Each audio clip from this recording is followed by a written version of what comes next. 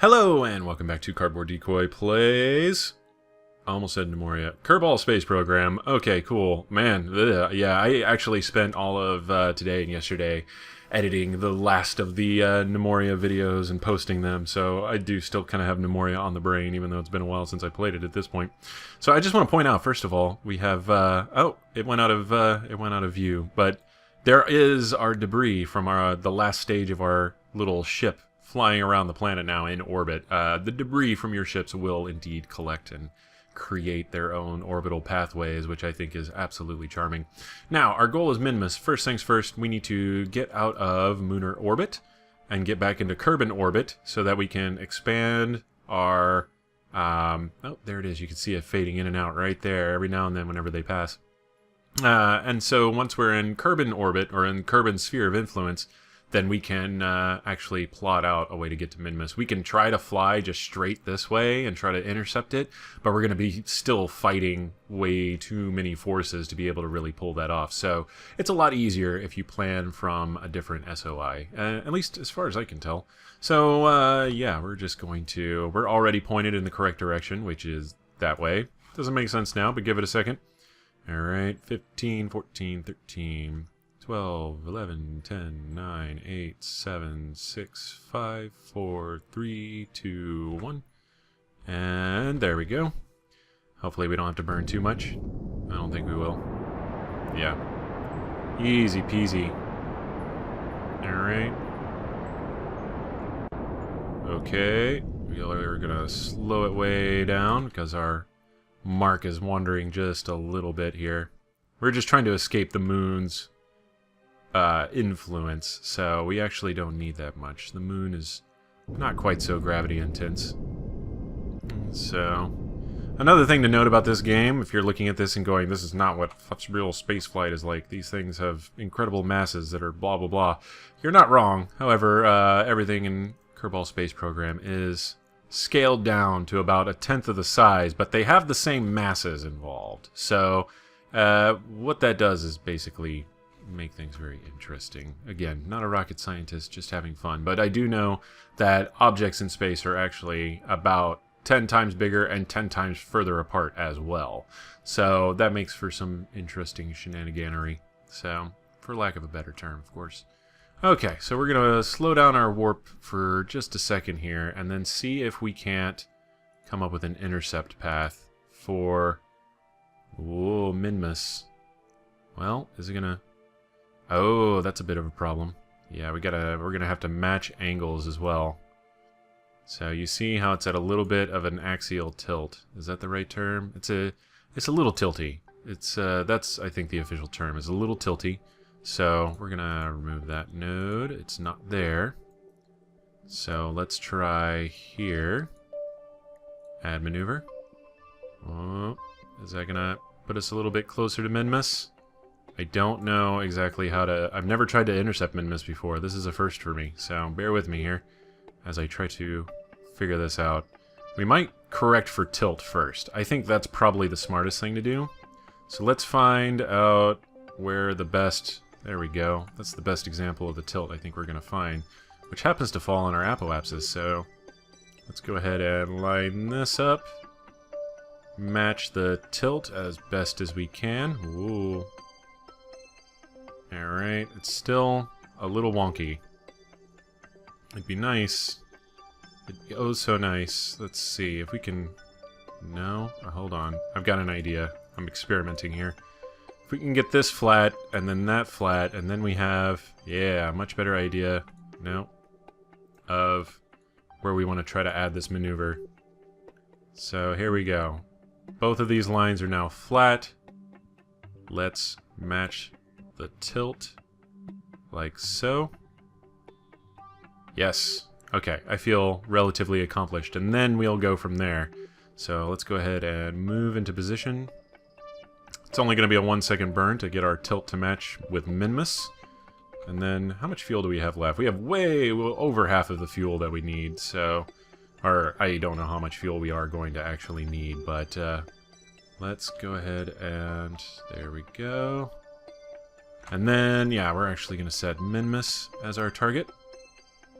So, moon, and unset target, and yes. Okay, cool. So, yeah. Node in 3 days. This is where there's one add-on I'm kind of interested in getting, which is the Kerbal time clock, which basically is you set it for different events in the game, and then you can go run other missions for a couple days or whatever, and it'll let you know whenever you're about to get close to a node or periapsis or whatever it is you're waiting for to happen. And whoa, it's super handy like that. Let's see, node in 9 minutes. That's yeah, that's about as close as we want to be, huh? Alright, so node in 9 minutes. Let's go ahead and speed it up a little bit. Let these minutes pass by a little bit faster. Beautiful shot right there. You can't even see, Minmas is so far away and so tiny, you can't ever really see it with from any other one point or place. So that's a little sad, but you know, that's space for you. Space. There's a lot of it. Alright, there we go. Stop just in time. Now we need to make sure we're lined up exactly where we want to be. And then firing our rockets very slowly so that we can maintain control here. Whoa. And there we go. Just about as close as we want to get. Alright, cool. So now that we've got that lined up, we can start trying to find out how to actually intercept this damn thing. So let's go ahead and assume the worst. That we need to actually go out this far. Hey, that actually... No, okay. So, closest approach. Let's see.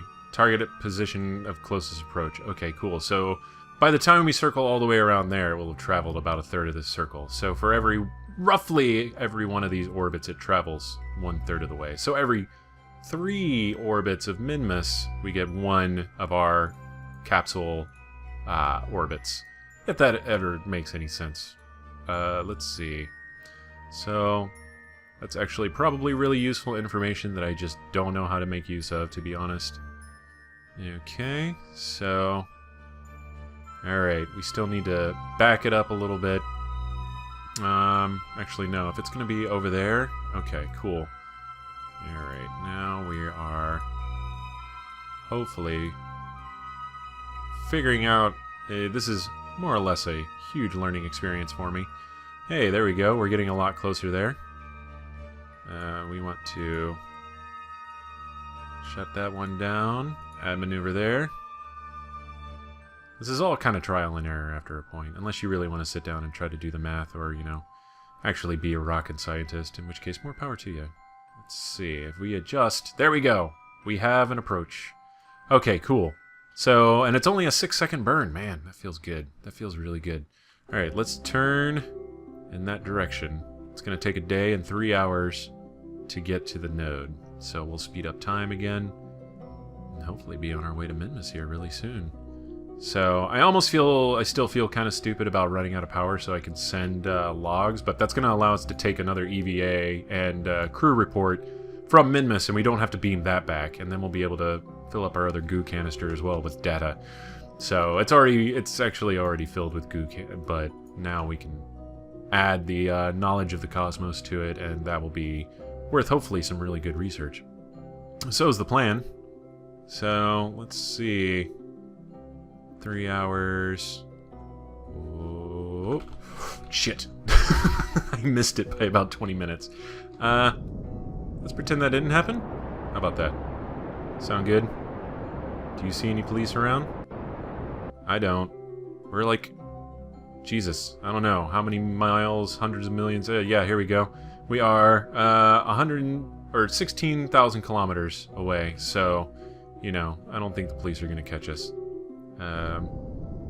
Let's see. Whoa, that's got to be my favorite, like, little one-off comic that I saw. Was like, hey, I've got the basket here, but we forgot the hot air balloon. It's like, the guy just looks smooth as fuck, and he's like, do you see any police around? So they go flying in just a basket without a hot air balloon, and I don't know why, that just amuses me greatly.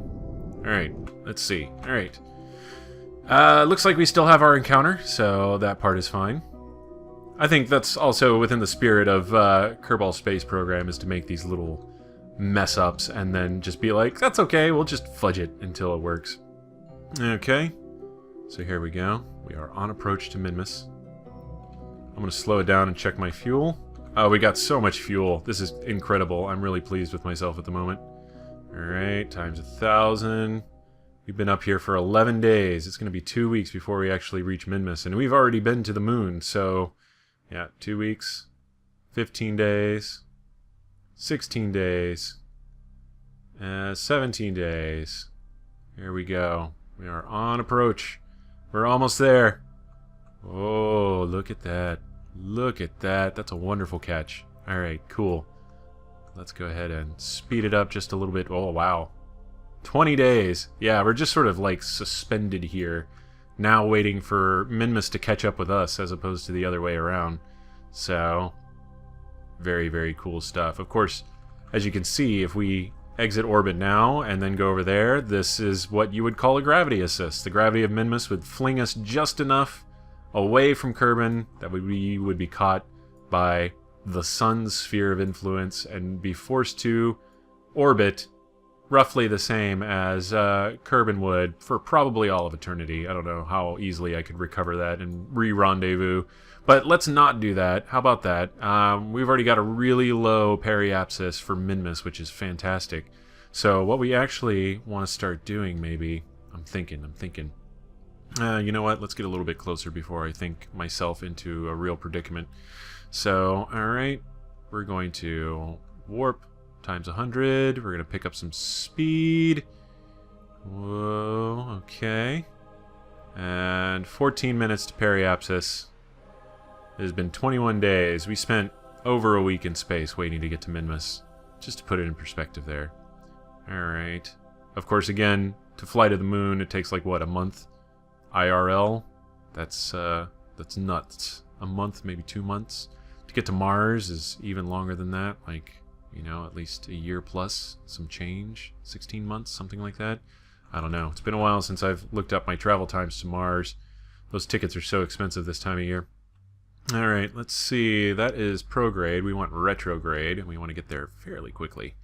So, not that we really have any hazards for missing periapsis at the moment, but I like to try to be at least somewhat accurate. Our electric charge is just fine, even though we haven't really had to fire our engines much. Both a blessing and a curse.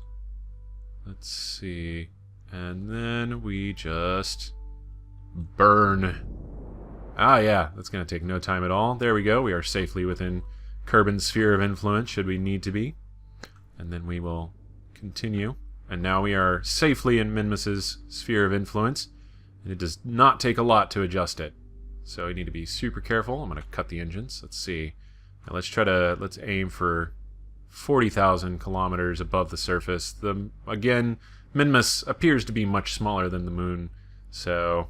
alright, and... oof, 41, 33. Okay, cool. So let's go ahead and head to apoapsis, and then what we'll do is we will adjust and circularize this orbit at just over 40 kilometers, and then take a look at what it looks like. We started this, the video yesterday, or we ended the video with a little bit of 40 kilometers above the moon's surface, and now we'll see what it is above Minmas's surface, and you can kind of tell with how close...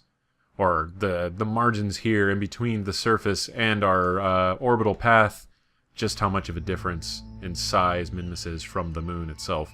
So, and of course, 40 kilometers on Kerbin is absolute death.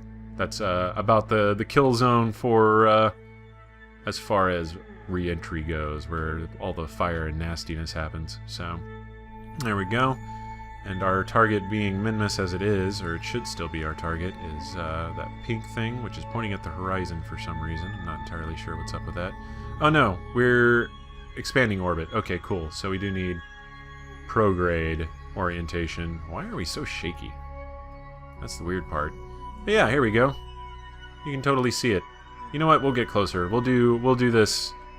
Let me go ahead and go back to retrograde here, and we'll get closer. We'll get 20, 15 kilometers up over the surface, so we get a really good view of what will one day be our goal to land on. Just not today, maybe. Alright, very slowly, and stop. Okay, cool. There we go. That looks like a good orbit. Alright, and then we'll speed up. There we go.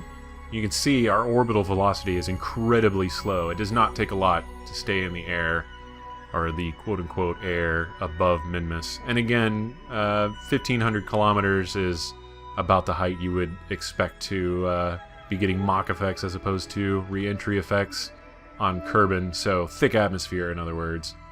If I'm correct. It could be a little bit wrong. I don't know. So we need to go retrograde again.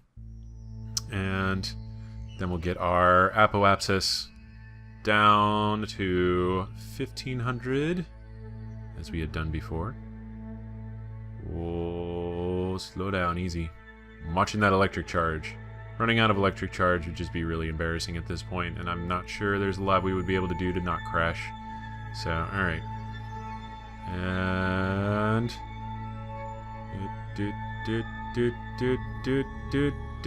Okay. Whoa, so shaky. I don't understand it. Alright, cool. We are now stably 1,500 kilometers above the surface of Minmas. Look at it, it's all green and stuff. Oh, that's great. That's just fantabulous. So, we'll orbit around here a little bit and get some good glamour shots here. Let's see. Yeah, there's the moon and Kerbin.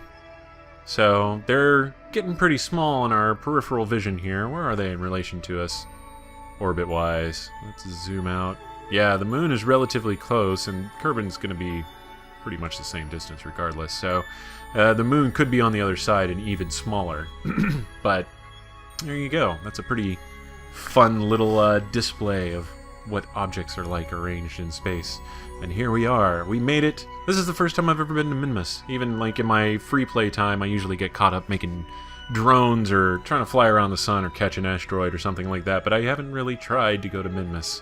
So this is a special time for me. Alright, observe mystery goo. The goo feels right at home here. Okay, we're gonna keep that, but that appears that it didn't give us any new data than what we already had. Okay, and then we will... Crew report. Looking on the surface of Minmas reminds you of your favorite childhood dessert. You're tempted to taste the surface. Yeah, that is kind of mint chocolatey chip looking, isn't it? I would lick the hell out of that surface. Alright, cool. Let's see. And we will do an EVA report. And keep it for 32 science. That is fantastic stuff. I really like it. And then we'll start plotting our way back home after we get some really cool... Oh, hey. I just noticed we've got like a mini Coupier belt over here. Let's see. Yeah. I mean, usually... Well, oh, wow, I'm really zoomed out. I didn't realize how zoomed out I was. Okay, never mind, that's normal.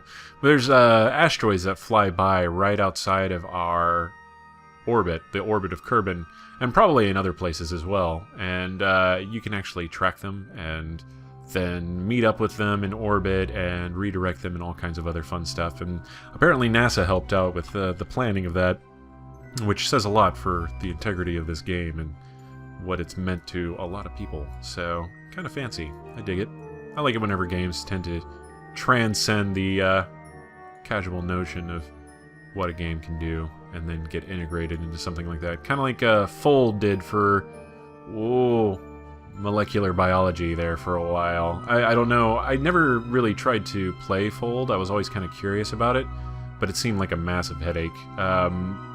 Just because XKCD did a comic on this recently, where it was like, so you fold proteins for a living? And they're like, yeah. It's like, what's that like? It's like, oh, you know, it's complicated. It's like, well, how complicated could it be? You're just folding proteins. He's like, you ever folded a paper crane before? It's like, yeah. It's like, now imagine trying to learn how to fold a paper into an actual living crane.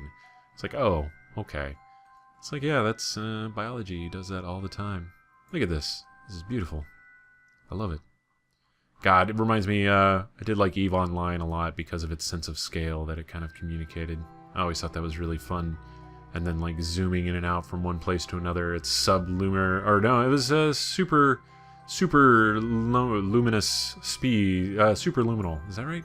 Yeah, no, everything was, if you were subluminal, you were just sort of poking around and exploring places, but superluminal, you had warp speed and then jump speed. Jump speed was just a load screen in between different solar systems, but you did have warp speed, which still took time, and different ships had different speeds for warp, which was really interesting. But yeah, planets and space stations and everything else just sort of zoom up out of nowhere and then arrive to you was absolutely thrilling. I'm real tempted to get even lower, but I feel pretty good about what we've done here. And how much time do we have left? Oh, we don't have any time left. Okay, cool. Well, we'll go back and land, and then see... Next video, we'll go back, land, and see what science we got, and then design a new ship, and maybe create it so that we can possibly land it on the moon for even more science, and then we'll start sending probes to other planets or something like that. Who knows? Let's find out next time on Cardboard Decoy Plays Kerbal Space Program. That was a little bit of a Scottish accent, but yeah, no. It's hard whenever it's an exposure thing, really. Damn you, Scott Manley. But yeah, I'll see you then. Have fun.